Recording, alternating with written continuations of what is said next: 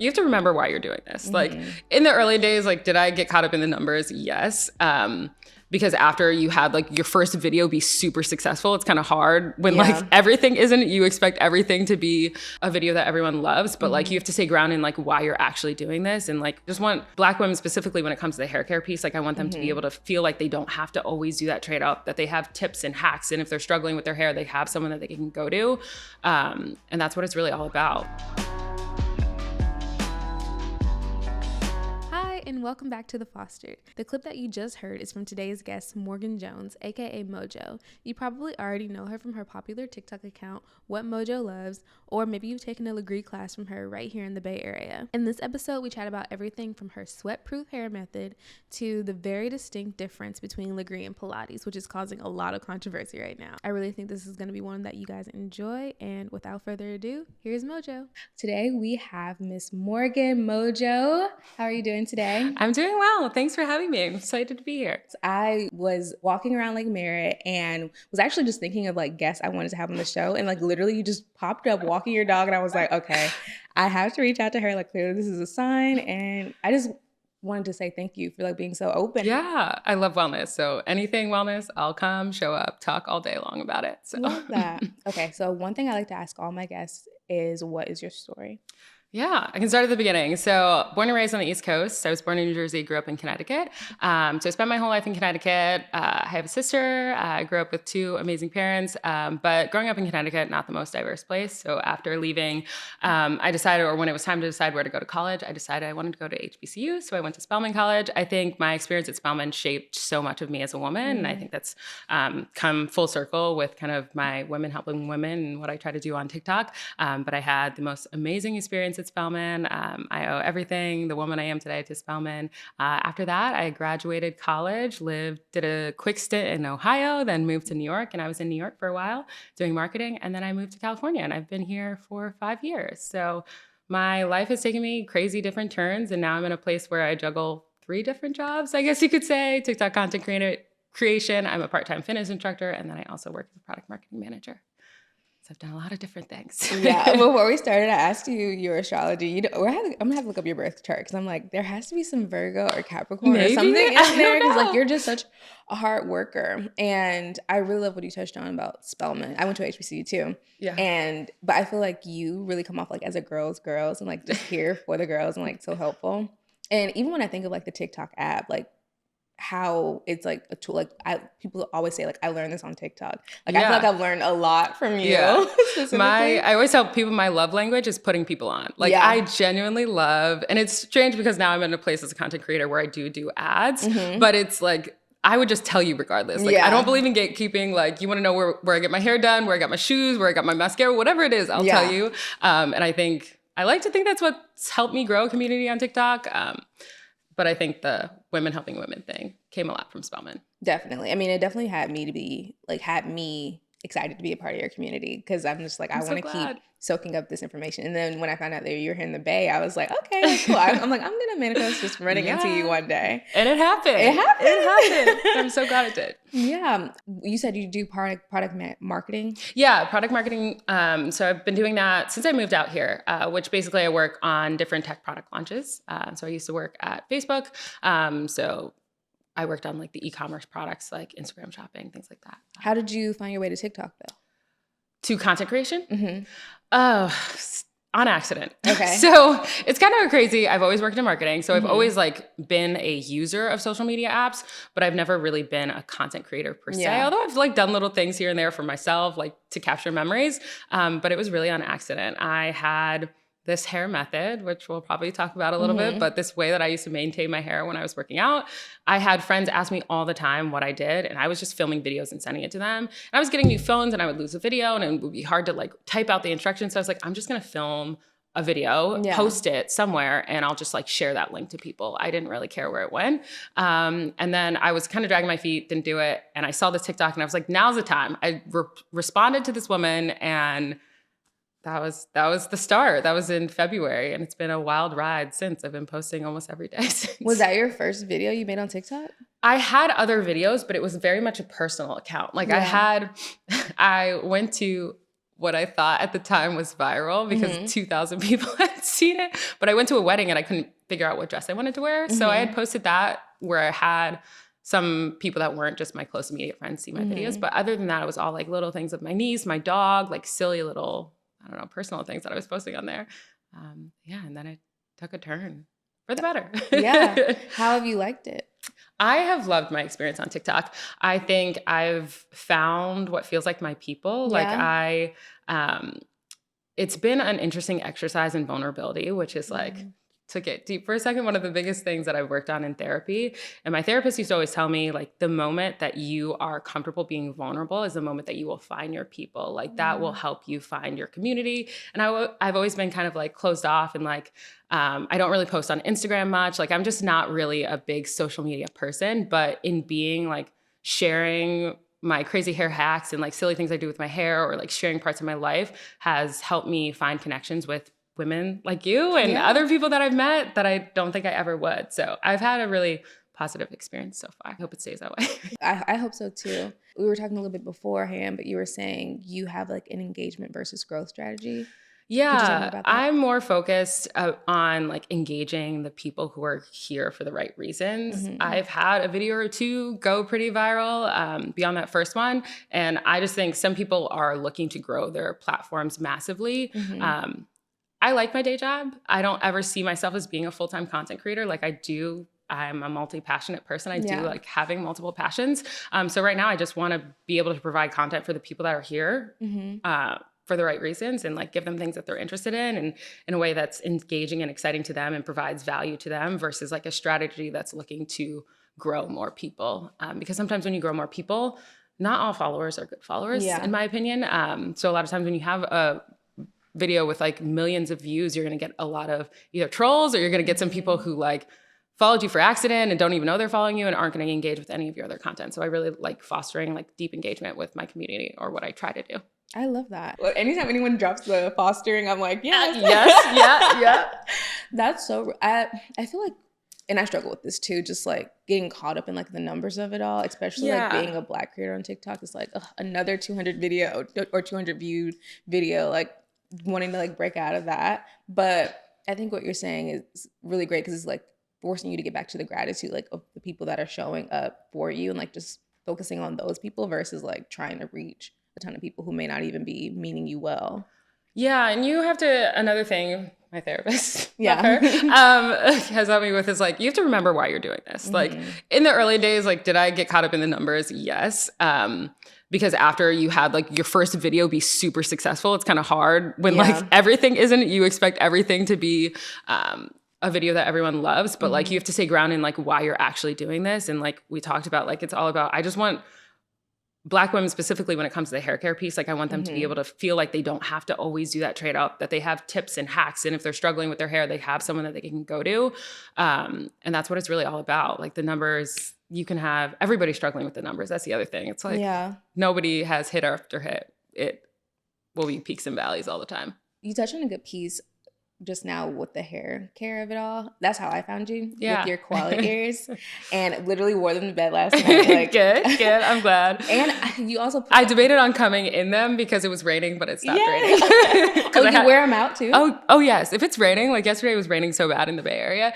I got my hair done, but to preserve it, I have like a satin lined beanie that I'll put on my head, and then I put my hood, and then I put my raincoat, and I'm like good to go. If I'm going out somewhere socially, I don't necessarily wear them, but like if I'm walking around the mall or like whatever on planes, like whatever it is, I'm all about the preservation. I literally was blow drying my hair, and I was remembering your words like you have to get it right in the blow dry, like that. The curling has to be right. Yeah. Well, so how did you learn about koala ears?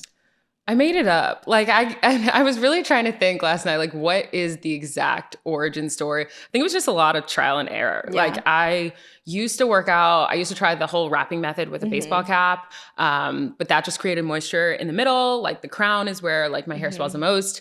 I tried pin curling, but it never, like the bobby pins would leave creases if there was moisture. So it never came out right. And I started changing how my hair was styled, and I did like looser beach waves. And the stylist, I noticed she was curling my hair away from my face. So I was like, if I just like twist it, it's basically two big Bantu knots. If I just twist it and pin it, will it work? And it did. And then I was like, okay, but the edges are still a problem.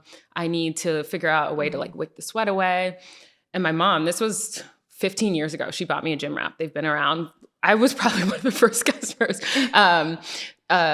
My mom bought me this thing to try, and I haven't changed it up since. I've been literally using this thing forever. I love that. And my sister came up, the name Koala Ears. My sister was making fun of me. So that's how she was like, you look like a little koala bear. And I was like, okay. So I called it Koala Ears and never thought it would see the light of day beyond me, my sister, and my best friends. But now there's, I don't know, thousands of women probably know about it at least. I wear them on the plane because I saw one video where you were wearing it on the plane. Yeah, I don't play. It's all about like, and that's how I think I've been able to maintain somewhat as someone who silk presses my hair a lot. Like the health of my hair is like, I don't have to put heat on it frequently because I maintain it. Like I have it like this right now because I just got it done. And like these curls are very fresh and very tight. But that's a part of it. It's like the maintenance in between is so important to allow you to like stretch your styles longer. So you don't have to put heat on it as much. I have been wearing my hair curly for forever, but I'm just like not as interested in that anymore. And I think that's like a big wave that's happening right now too. Like women switching from like necessarily wanting to wear their hair curly all the time to maybe either getting perms or just wearing it straight more. Yeah. Have you experienced any of that at all? Well, I did like this summer. I've been a silk press girl basically my whole life. Okay. Yeah, I have very much haven't really styled my curly hair. I did it for this summer. And it's just super time consuming. And that's the thing. It's like, it's not a lack of love of my curls. I think they're cute. If someone else will do it, I'll do it. Yeah. But you can't really get to a salon every like 5 days to like get it refreshed and get it like twisted out perfectly. So I just don't have the time. Yeah. That's what it boiled down to. It takes a lot of time. I love it, but it just takes a lot of time. Yeah. No, and I think that's been the main thing for me too. It's like, I spent 2 hours like straightening it yesterday, and that's probably like the most time I'll have to put into it this week. And then you're good for like 14 days. You're good. Like I'm all about optimizing for time. I just wish there was an easier way. Yeah, I think now because there was like a lot of shame around women, like Black women wanting to either wear their hair straight or like getting perms. Yeah, but sure. I feel like if you're not having to like put that time in on your hair like that, then you really don't have a say. Yeah. It's all about what works for you and your lifestyle. And also I found like with working out, it is easier for me for straight hair because I do have this koala ear method than when I'm wearing my hair natural. Like it just, I don't have a good method yet. So no, it wasn't good for me. And I was just finding myself like wearing it in ponytails all the time and my hair was breaking off severely and yeah, it just wasn't good. So I was like, I think I'm going to explore this. And if I don't like this, I think giving myself like the option to experiment too has been really, really nice. Yeah. I never understand people inserting their opinions on like how other people want to do their hair. Like I think, I think I did a video on this at one point, but it's like, we should appreciate like whatever, if you like it, I love it. Like it's your hair, whatever works for your lifestyle. I'm not going to put any assumptions on how you choose to express your creativity or your self-expression through your hair.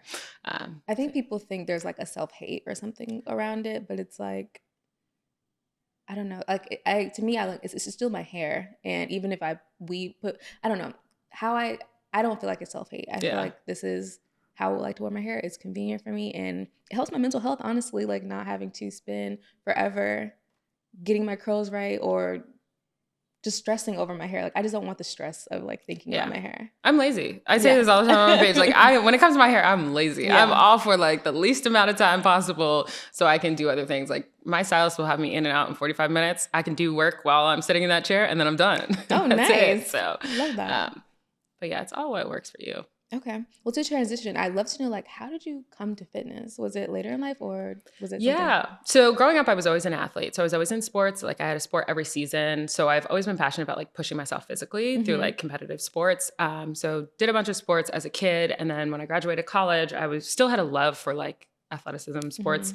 But that transitioned to a love of fitness. So I found different other ways to like challenge myself and push myself towards new goals that were just like solo in the gym. Yeah. So I graduated college, hired my first personal trainer, and I was like more of like just a gym person. I never had a great experience with like group fitness classes. They either weren't diverse, like we were talking about earlier, or like the music was terrible or the energy was off or they weren't challenging enough.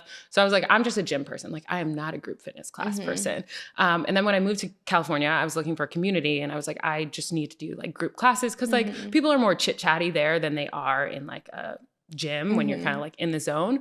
So I took a Lagree class and I fell in love with it. I was like, this is what I've been looking for. Like the energy was right. It was so hard. I get bored a lot with workouts, and I felt like it was just one that was going to keep me entertained because there's so many different variations of a routine that you could do that like you will rarely repeat a same routine going to a studio. So I fell in love with it, and I became very much a Lagree girl, and I was taking it multiple times a week. And then the pandemic hit. And then when the pandemic hit, I was doing soul searching, like I think a lot of people when you're in your house by yourself. And I realized I didn't want my primary source of fulfillment to come through my 9 to 5. Like it's great that I have a job that I love, but I wanted to have an opportunity to leave my mark on the world. I know that sounds like very grandiose, but I wanted to have an opportunity to have a positive impact, like so many group Lagree fitness instructors that had on me, to other people. And then I explored teaching. I blindly DM'd my favorite Lagree instructor, and I was like, hey, like, I think I want to do this.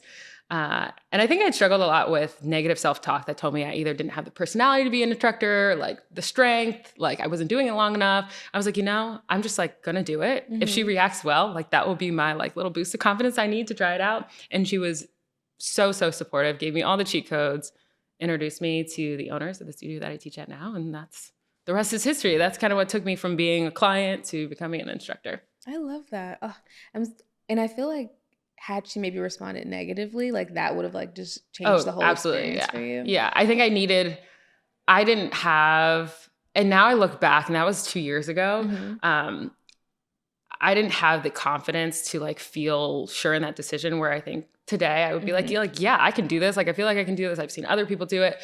But I think then I was still struggling a lot on my own wellness journey and like my own challenges with like my body and my strength, and how I felt about fitness spaces, comparison to others, that I think that negative self-talk, had she kind of been like, oh, like kind of a good idea. But she was like, no, you need to do this. Like, you'll be perfect for it. Like, here's what you need to do. Here's how you need to do it. And sometimes that's all you need. So, and you've been able to do that for so many other people. Yeah, that's my hope. I was just talking to someone who took my class on Friday. I was like, you should teach. Do it. You should teach. There's no reason why. I'm naturally an introvert. Like I'm a pretty like to myself, mellow person. Like when you see me in class, it's a totally different person. Like I can turn it on because I feed off of an energy that I thought, because I was an introvert, I could never be a fitness instructor. Because I thought they had to be the extroverted, like the really loud, the bubbly all the time. But like I can turn it on in a way that I think my regulars, at least that come to class frequently, enjoy. So I think there's space for everyone. Listeners of the pod already know like my journey with wanting to teach Pilates. Could you touch on really quickly the difference between Lagree and Pilates? Yeah, this honestly could be a podcast episode in itself. There's a lot of nuance needed. I'll give a quick history lesson. So Joseph Pilates created the Pilates method, mid-1900s, I want to say like 1950s-ish. So it's been around for a while. It was designed as a way to rehab bodies. So it was soldiers coming back from war. He was also, I think, affiliated with the circus in some way. So like when circus performers would get injured, they would come to him for rehab methods. So it was like a physical therapy type. And that's where kind of a lot of the stretching, a lot of the low impact aspects come. It was later popularized by ballerinas as a fitness method because they started doing it as a way to rehab from their own injuries. So it kind of took off more from being popularized, one being a Black woman, popularized through the ballerina community. So that's Pilates. Fast forward to the late 1990s when Sebastian Lagree was a Pilates instructor and saw an opportunity to create a new method that applied like lifting and bodybuilding principles on top of a similar resistance-based machine. So that's kind of like the evolution and why I describe to people they are distant cousins, like third cousin removed kind of thing. So there are some elements where you'll see similarities, but the main difference is the objective of the methods is very different. So like I said, the origin story of Pilates is more about like rehabilitation, mind-muscle connection. It tends to be a calmer environment versus Lagree is optimized for high intensity without impact. So you're still getting so it's still low impact, but you're still getting your heart rate up the same way you would for a HIIT workout. So the ways that you go through the moves is different than you would for Pilates. Now there are different types. Where it gets confusing is a lot of Lagree studios still associate themselves with Pilates. They'll have Pilates in the name. And I think that's just because that's a mental model that people have of like, this machine is similar to a reformer machine, but they are pretty different. And I think both Pilates, classical, and Lagree will tell you they're not the same. There are some, I think, beef in the industry, I'll say, between the two. But it really boils down to them just being different fitness methods. And clearly you prefer Lagree. So I take both. So I take Reformer Pilates. I do love Lagree. Like I am somebody who I like to go to a workout and I like to like sweat. Like I like to feel crazy and just leave the class and be like, what did I just put myself through? Like that was crazy. Like that's what gets kind of my energy up. I can appreciate both. But I think if I, as a part of my regular workout routine, Lagree is a big piece of it. What makes it more sweaty? Is it just like the pace of the moves? Yeah, it's how slow the moves are. So like it's the slow out, the slow in. Pilates has less of an emphasis on the timing. Okay. Lagree has more of an emphasis on like the transition, move to move. And I'll say like a big asterisk with caveat. There's nuance there. There's cardio Reformer Pilates classes that are similar, that can feel similar to a Lagree class for sure. But like, I sweat a lot in Pilates, but I am just prone to sweating. Like when I look around the class, like nobody else is sweating like I'm sweating. But this is body rock. Yeah. Because that's a whole other. So that is more similar to Lagree than it is to Pilates. Oh, okay. That makes sense. Yeah, because when I was watching your videos, I was like, this feels like a little bit what I'm doing. But yeah, a lot of the moves have similar names. I could give, but when you think about body rock, it is more similar to Lagree than it is to Reformer Pilates. Gotcha. Okay, this is good to know. I know way too much. I feel like I don't know, should teach a course on it. But it's a lot of it is semantics. I think some people just feel very strongly about it. I'm like, whatever gets you moving your body is good by me. Like none is bad. I do always tell people Lagree offers more opportunity for injury. And I'll say that lightly because I think similar to if you were to go out for a run versus a jog. Like if you're running like high intensity, you're doing things on like heavy intensity on your body versus if you're just doing like a stroll. Lagree machines tend to have higher spring loads. They tend to opt for the higher spring loads when you're doing each of the moves. So I think if you don't have a solid foundation, if you don't have a great instructor, that's why I think a lot of Pilates instructors don't love Lagree, is because of some of that. I mean, I feel like Pilates, well, at least body rock, and maybe because it's more similar to Lagree, there's definitely a lot of opportunity for injury. Because we did some move the other day. I was like in the middle of the carriage and was like having to pull myself up and on. I was like, I could easily hurt myself. Yeah.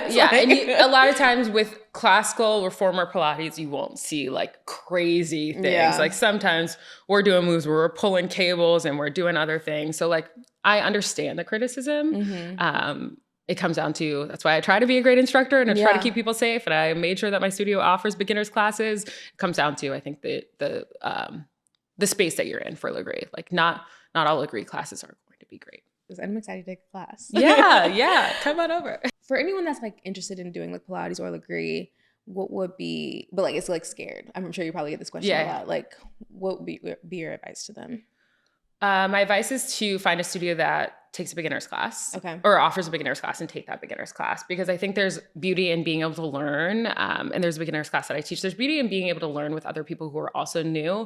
What I think a lot of people where they feel intimidated is when you're going into an intermediate class and you feel the need to look around and try to keep up pace with other people who come every day, multiple times a week kind of thing. So I always tell people, like, if you can find a place that has a beginner's class where you can ask all the questions. If that's not available to you in your area, I would say definitely make sure you go early and talk to the instructor and just say, hey, I'm new. I could really use your assistance with keeping my form, making sure I'm staying safe, because that's the most important thing. I think a lot of instructors by default won't do that if they don't know that you're new and that like you need that additional support, because some people don't react well to corrections or like keeping, even though it's designed to keep you safe, some people don't respond well. So I would say definitely take a beginner's class, definitely spend time coming early to class to talk to the instructor at the very least. But the other thing that I think people should be mindful of is like, it's just you and that machine. Like, don't look around. Don't try to keep up with the other people. Take as many breaks as you need, because for Lagree specifically, it can be super high intensity. So definitely take it at your own pace and like be in there just for you and that machine. And that's it. It's you, that machine, and the instructor. Everybody else is just an accessory. What would you say are some of like the biggest benefits of Lagree that you found? Like what keeps you coming back to that practice? Low impact. I mean, I feel like in my 30s, my joints just aren't the same anymore. Are you 30? Yeah, I'm 32. Okay, this is the sign right now to do Lagree. Yeah, I'm 32, about to be 33 actually. So I think low impact is the biggest. I went through a running phase in my 20s where I was like, I felt like demolishing my body, but I still craved that high intensity feeling where I was like really like working hard and challenging myself. So I love that Lagree offers that. And I think that's a very unique benefit. I love that it never gets easy. And some people are kind of discouraged by that, but there's always challenge. Like I never feel like I could ever plateau. I've done hundreds and hundreds of classes and I've taught a bunch of classes, take it regularly, and I'm still really challenged. So I think there's beauty in that as well. And I also think the focus on strengthening your core, not for aesthetic reasons, but another thing that I learned with prior injuries is like your core is like the most important aspect of your body, because while you're walking, when you're standing, like that will help you prevent knee injuries, hip injuries, back injuries. So like the opportunity to really strengthen your core in a way that's like beyond just crunches where you're like losing your form. I think those are all like the benefits that I love. I love that. Yeah, after my first, I would say 5 Pilates classes, I noticed like how terrible my posture was. I didn't realize like like my pelvis was like constantly like tucked like flared back. And you're putting so much pressure on your back, and that's how a lot of people get those back injuries. And then because I would hear her say all the time, like tuck your pelvis in, and also like getting the form right in these classes too. Like it takes so many like classes to finally like actually really put that mind body connection to like what they're saying. Did it take you a long time to figure, or was it? Oh, absolutely. I always tell clients it takes like 8 classes before you feel the first like 4 or 5. You're like, what is this thing that I'm on? Like, what am I doing? It's all a blur. But like after 8, you at least know the moves start to repeat. So you're going to start to see the same type of moves in classes, but you start to notice a difference when you like tuck your pelvis in or tuck your hips under, when you're bracing your core versus not bracing your core. So you definitely hit a stride where you can really start to have more optimization in each of those moves. Another thing that I always tell people is like, I have a background in like being in the gym and lifting. Lagree has made me a better lifter. Like it has made me stronger in ways that I didn't think it would, and like how precise I am with my form, because you are barefoot and you're like grounding into a machine that's moving. So it requires you to be so precise. If your knee's forward, you feel it differently versus when you shift your knee back. So I think all those things are ways that like benefit you fitness wise, but also like life wise, just like navigating life injury free. No, totally. I've really been getting into spin lately. I'm just like on a spin kick right now. But I haven't experienced like how people say they have experienced, like a lot of women experience a lot of pain in spin low back classes. pain, or like from sitting on like their that too. And your vagina, people have a lot of, because they're putting all their weight on that one bone. But because I've been tilting my pelvis under, or like what is it called? What's the right word for it? Tuck your hips under is what I tell people. I've been tucking my hips under. I'm actually sitting on my sits bones, and that's the proper form. That's interesting. Yeah. You know, I've never had that pain in spin, and I wonder if it's because of Lagree. No, it's why, that's interesting. You are just mad, because a lot of us are not doing it. We're like more flaring out. And so since you have the right form, it's benefited everything. It helps you in ways that I think you don't even recognize. Yeah, obsessed. How often do you do it a week? Now, like once or twice a week, just because I teach so frequently. Like I'd basically be in the studio every day. But when I was just a client, I was taking it 3 times a week. I am a big advocate for diversity in the type of workouts that you have. So like I try to avoid encouraging people to just do one thing. Like even though I teach Lagree, I'm not going to tell you to come to Lagree every single day, because it is intense on your body. So yeah, I'm big about like sprinkling different things in, but now I'm like 1 to 2 times a week, and that still feels good enough. What are some of your other favorite workouts to be doing? I do a lot of strength training. I do some cardio, although I don't love cardio. My favorite cardio, it took me a while to figure out what I liked, because I used to think the only cardio was running.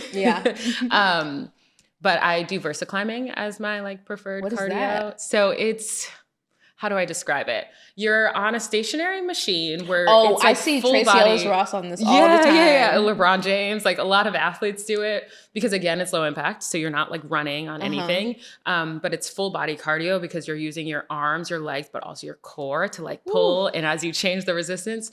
So the studio I go to here in the Bay, it's like beat based. So it's based on music. So it's fun. It feels like spin. Oh, this is a class you're taking. Yeah. I can only do classes for cardio. If you ask me to go run, I'm not going to do it. Unless I'm doing like list cardio, which is like walking. Oh my gosh. And you're doing that the whole time? Yeah. Oh yeah. my God. It's only 30 minutes. It's quick. You're like in and out. Okay. But I'm a big music person. Like Yeah. that's another reason why I wanted to be a fitness instructor, so I could secretly live out my DJ dreams. Yes. But so having it beat based, but I could never really get into spin. Like something about me and spin. I do like Peloton because I think the instructors are like entertaining. But I had to find the right cardio. So I do cardio, strength, and then Lagree or reformer Pilates. What's some of your favorite music to work out to? Who was your top Spotify rapped artist? Okay, so this is because I'm a fitness instructor. Wrapped is ruined. Like my Wrapped is never actually going to reflect my taste in music because now I pick music based on beats per minute, or like I kind of start with a slower song and then I build up. So I can't even tell. I don't even know if I looked at my artists that were. I can't tell you who was my Spotify rap, but I love Kaytranada. Like any Kaytranada, I feel like is great to listen to like enjoy, but also to work out to.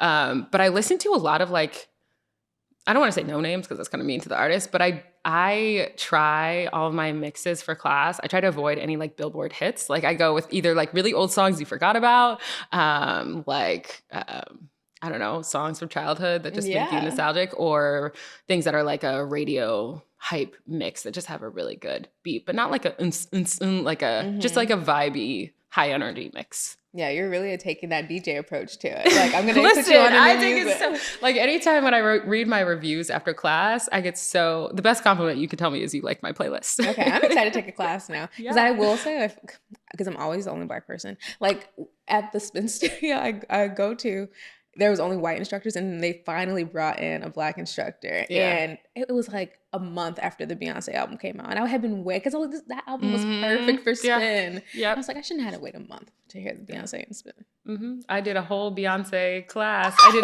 best of Beyonce playlist where it was like Renaissance new stuff and like older stuff that's like good for hype music. I did a Drake class. Ooh. I think my favorite one was I did Heartthrobs of Hip Hop, which was like everybody that like you had a crush on at some point, like Chingy. Well, I'm old, like I said. Chingy. No, I love Chingy. Okay. Chingy, I don't know. Jack Harlow, a lot of people love him, but it was like everybody that's like a heartthrob, that's a rapper, Drake. But I love fun themes. It's how, you're teaching for 2-3 hours straight. Like you need some good music. I need it, but also like the clients need it too. I love that. I love that approach. That's so fun. And I feel like people don't take the music that seriously. I have a friend that is she teaches at Orange Theory, and she's just like, I just put on this one thing. And I'm like, girl, this is the main thing. Music is like the biggest thing. And that's like the instructor that I talked about that had the biggest impact on me. She was the first time I heard hip hop in a Lagree class. Like I heard like music that I would enjoy listening to that felt, I don't know, there's something about like a hominess of it when it feels like music you would listen to in your own house when you're working out. Her playlists were just always fire. Like they were always so good. I love that. So yeah. Okay. So selfishly, I did want to ask you, because I am just kind of like, it's discouraging for me. And I've talked about this on TikTok. Always being like the only one plus, but like definitely the only Black person like in the classes. And I guess, do you have like any advice on like having like how to keep showing up? Because it's not that I don't feel welcome in these spaces, but it does feel like a little bit isolating. Yeah. I think I still feel like that. Like when I do a lot of fitness class reviews as well, and I'll review different like Pilates studios. Unfortunately, I think Pilates, and I'll use Lagree as an adjacency, although they're not the same, like we talked about. It has a very strong stereotype aesthetic to it that's perpetuated at each studio. I think it really starts with the instructors that they hire. So unfortunately, I feel like Pilates, out of all the fitness places, has the longest way to go in terms of like being more inclusive and welcoming, because it doesn't make people feel like they want to come back. But I would go back to kind of like the mantra that I said earlier, where it's like, you're in there for yourself, that machine, and that instructor's guidance. And that's it. Like everybody else, what they're doing doesn't matter. Like you're in there to like have a great experience for you, and to listen to the great coaching of that instructor. But it's hard. Like sometimes even as an instructor, I'm privileged to work at a studio that's incredibly diverse. I'm one of 5 Black women that teach at my studio, and there's only like 12 of us. total really great. instructors wise. And that's like rare. So like when I go other places, I'm like, this is crazy. Like this is not only the instructor lineup as I'm looking for who to take, but also like in the people that attend classes. But we're in like a really diverse area. So I guess that's what surprised me. Like I get excited when I see another Black person in the class. And I didn't feel like, I thought this being here in the Bay would just be a little bit more diverse, but maybe not. Yeah. Yeah. I don't know what I have no answer, but I'm going to tell you to come to the Black Girl Mega event. That's when is that going to be? In January. I'm going to bring it back. So I did it when was that? That was probably May of last year where I just hosted. Because I think a lot of it too is just people don't want to try out. People don't want to spend $35, $40 on something they've never tried before. Mm-hmm. So like, if I offer this class for free for Black women, give music that we all love, music that we all enjoy, like a safe space. Everybody's a beginner. Everyone's learning together. That can hopefully at least get people comfortable enough so that they can go to these other classes, other places and be like, I know a foundation. Like I don't feel the intimidation that sometimes you may feel from, I don't know, the others in the class. But I think just finding those like pockets of safe spaces, and people in that class like met and started coming to class together. And a lot of them became regulars at my studio. So I think sometimes it just requires like going out of your way to find the fitness safe spaces. And there aren't many of them, unfortunately. But hopefully we'll get more of them soon. I just think it's so great that you're offering that. Like I'm so excited for the one in January. I would definitely will be there and bringing all my friends. Yeah. Because they ask me all the time, they're like, I want to try a class. And I'm like, yeah, but it is expensive. And it's expensive. I think we were saying earlier, like it feels like a pricing out almost. Yeah. Oh, yeah. It's exclusivity by design. Yeah. Unfortunately, and I think a lot of these studio instructors, I think it starts with the people that you hire. I think if you hire more diverse staff, it makes more diverse people want to come to your class. Yeah. And that can be diversity of body type, of ethnicity, of race, whatever it may be, but like some level of diversity that I don't think a lot of these studio owners are prioritizing or thinking about. So I think that's really where it needs to start. Like you have to create a space that feels like you would want to go there. But it's hard. I don't know why it lacks. But a lot of the fitness classes here I found just in general in the Bay lack a lot of diversity. But well, you're working to change that. I'm hoping. That's the goal. I'm only one person. Yeah. So another selfish question. I just want to ask, like, what does a day in life for you look like? Having a full-time job, then being this teacher, and also being a TikTok creator. Like, how are you managing all these things? It's crazy. I'm not even gonna lie. Like sometimes I'm like, what am I doing? I spend my weekends. So I'm an introvert. So I spend a lot of time at home. So my weekends are a lot of content creation. Daily life, I have like my morning routine where I like make sure I'm nourishing my own body. Yeah, so I let's start go with through my the morning routine. Okay. What are you doing? So wake up, usually try to wake up around 6:37, but I'm big into sleep optimization. So it really depends on how I slept that night before. If I don't sleep well, it's going to start later. So start my morning routine, like skincare, all that, because that makes me feel ice roll, like really awake. I will then go walk my dog, take a long walk, like you probably saw me on. How long is the walk? Like an hour. Okay. Yeah, like an hour walk, especially if I'm going to work all day long. Like she's not going to necessarily get all of the exercise throughout the day. So I at least want to start her with a good way of moving her body. I'll come back, get my workout in if I have enough time before my first meeting. So do my workout, and then I work my 9 to 5. And of course there's like chances where I can like check TikTok, post like batch content that I have from the week. But during the week is really like about my job that pays my bills. And then after my 9 to 5 is when I will do prep for my classes that week. So I typically teach 5 to 6 classes is my regular schedule, but it's broken up by like Wednesday, Friday, and Sunday. So I kind of do my first half of the week classes and then my second half of the week classes. So after work during the week, I'm doing like class prep.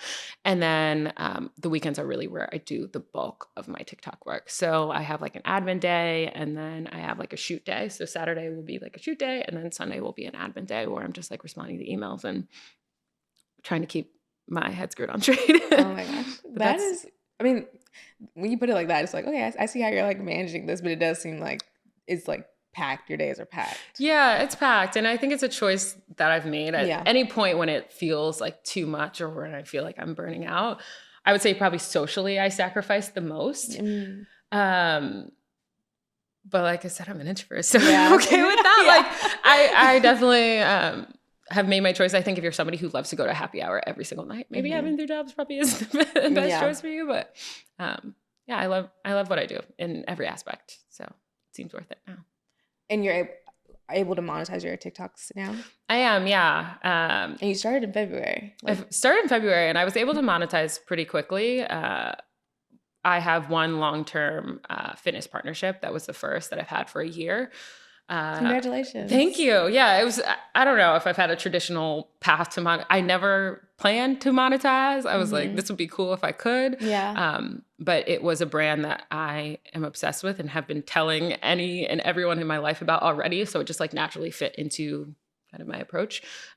So that was the first. And I think when other brands see you doing campaigns, they also are like, hey, we wanted you to do something similar. Yeah. So that has opened up the doors for others. So yeah, it's been interesting. That's really exciting. I feel like TikTok is like really able to change so many people's lives like really quickly and just offer them like another form of financial freedom. And so Oh yeah, absolutely. Still to this day, mind blowing. Yeah. You know, all those trends where it's like January me would, her jaw would be on the ground. She'd be like, what? This is coming from someone who like didn't even like posting selfies on Instagram. Like I barely posted on Instagram. Like now you're posted up in your car every single day talking to strangers. They're not strangers, they're friends. See? Yeah. When you meet in real life, they become friends. Yeah. Is it strange though, like having like being able to walk down the street and then be like recognizable? Is like that? No, I love it. Like it's not strange in the way like, oh my gosh, I'm like talking to strangers. Like I truly feel like I'm talking to people that are like my friends. In my head. Like the way that I like chit chat with people, I'm like, yeah, girl, this is crazy. I told this crazy story about like this experience I had with my dentist, and we were all like, yeah, they're wild. Like, so it does feel genuine, and I love meeting people in person. Like the few times that it's happened, I'm no mega TikToker, so it does not happen frequently. But when it does, it makes me so happy. That's so exciting. I did want to ask one more question. Yeah. You talk a lot about like your favorite wearables, fitness wearables. I actually got the Whoop because of you.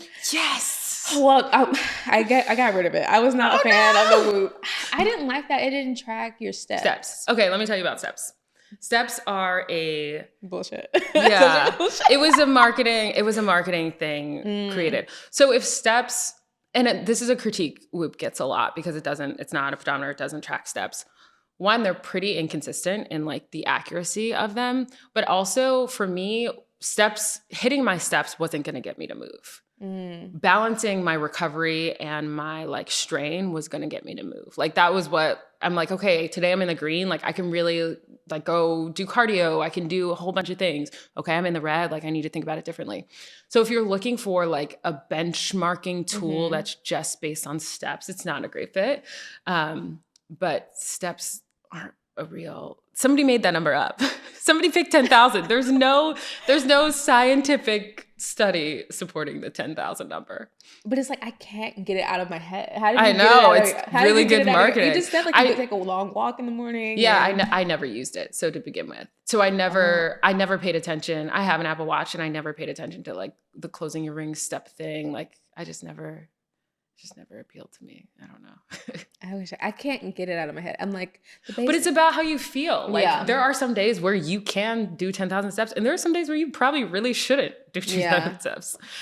I can't get it out of my head. You have to find a new metric based on like how you want to feel, like what your feeling goals are. Which that's like real. Totally valid if Whoop wasn't that for you. It works really well for me. I really love the sleep tracking. And it was like crazy how accurate it was. It was like if you're 60%, I was like, yeah, I feel like 60% today. Or when I drink at all. Yeah. One glass of wine and it's like I'm done for. Yeah. That was super accurate. But yeah, expand beyond steps. I'm trying to think of other things that you could use that would maybe, because it seems like you're like a quantitative, like you want that number and you want a little bit. You want the satisfaction of hitting the number. Read me. I don't know, maybe. I think it's because I work from home too. And so like just wanting to not be like in a sedentary lifestyle. And so like the steps is like a way that I know I'm not hitting, like or a way that I know I'm not. Why don't you just do time? Be like, I'm going to commit to walking an hour and a half every day. Yeah. Do 45 minutes in the morning, 45 minutes in the afternoon. And that is like the 10K steps right there. Yeah. And that way you're not like so wedded to the number. Yeah. That's real. Because I didn't hit it yesterday and I was kind of like beating myself up about See, it. that's the problem too, is it's made people feel guilty for not Hitting it. Yeah. Another way to just beat ourselves up. I know. That's the exact opposite of what it was designed to do. Okay. I wanted to ask you about that because I know you have a lot of commentary on your wearables. I'm very anti-steps. Yeah. Yeah. I just don't think it helps anybody. Okay. But if that's the only way that's going to get you moving, I guess, okay. But give yourself some grace. Don't be like I've seen people do crazy things. Like if they were traveling and they're like pacing back and forth in an airport, like, is that enjoyable? No. Yes, you're moving, but like, does it make you feel a little crazy? Like just pacing back and forth? People putting it on their dog, people putting it on their ankle with their walking pads. Yeah. There's a lot.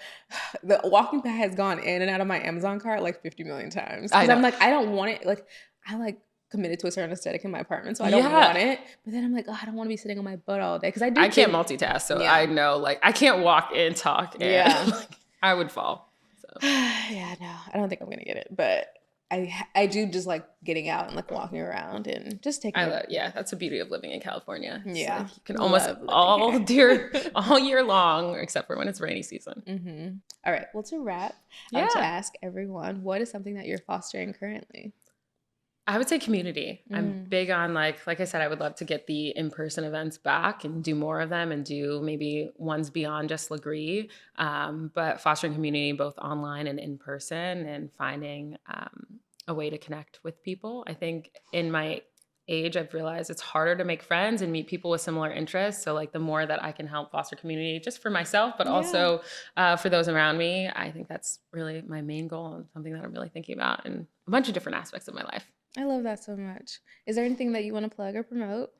No. I think TikTok, if you want to learn all things hair, all things wellness. Wearables. Literally, I talk about any aspect of wellness. So I guess TikTok is where you can find me. Awesome. Thank you so much. Yeah, of course. Thank you for having me. Bye, y'all.